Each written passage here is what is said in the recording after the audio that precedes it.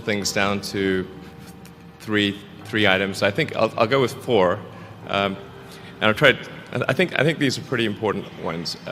Some of them are going to sound like, well, you've heard it before, but it's worth re-emphasizing. I think the first is you need to work. Depending upon how well you want to do, and particularly if you're starting a company, you need to work super hard. So what does super hard mean? Well, when my brother and I were starting our first company, instead of getting an apartment, we just rented a small office and we slept on the couch. And we showered at the YMCA, and we're so hot up we had just one computer. So the website was up during the day, and I was coding at night, 7 days a week, all the time. And I sort of briefly had a girlfriend in that period, and in order to be with me, she had to sleep in the office. So work hard, like every waking hour. That's the thing I would say particularly if you're starting a company. And I mean, if you do simple math, you say like, okay, if somebody else is working 50 hours and you're working 100, you'll get twice as much done in the course of a year as the other company. The other thing I'd say is that if you're creating a company or if you're joining a company, the most important thing is to attract great people. So either join a group that's amazing that you really respect, or if you're building a company, you've got to gather great people. I mean, all a company is a group of people that have gathered together to create a product or service.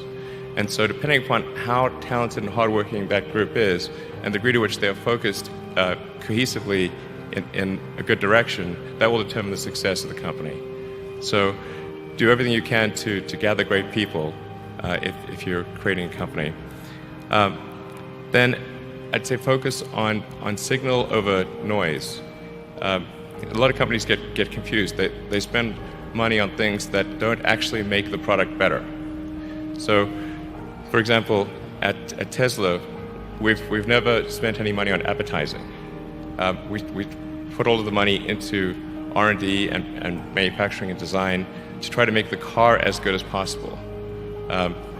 And I think that's the way to go. So for any given company, just can keep thinking about, are these efforts that people are expending, are they resulting in a better product or service? And if they're not, stop those efforts. And then the final thing is to sort of don't just follow the trend. So you may have heard me say that it's good to think in terms of the physics approach of first principles, which is, rather than reasoning by analogy, you boil things down to the most fundamental truths you can imagine, and you reason up from there. And this is a good way to figure out if something really makes sense, or if it's just what everybody else is doing. It's hard to think that way. You can't think that way about everything. It takes a lot of effort. But if you're trying to do something new, it's the best way to think. And that framework was developed by physicists to figure out counterintuitive things like quantum mechanics. So it's really a powerful method.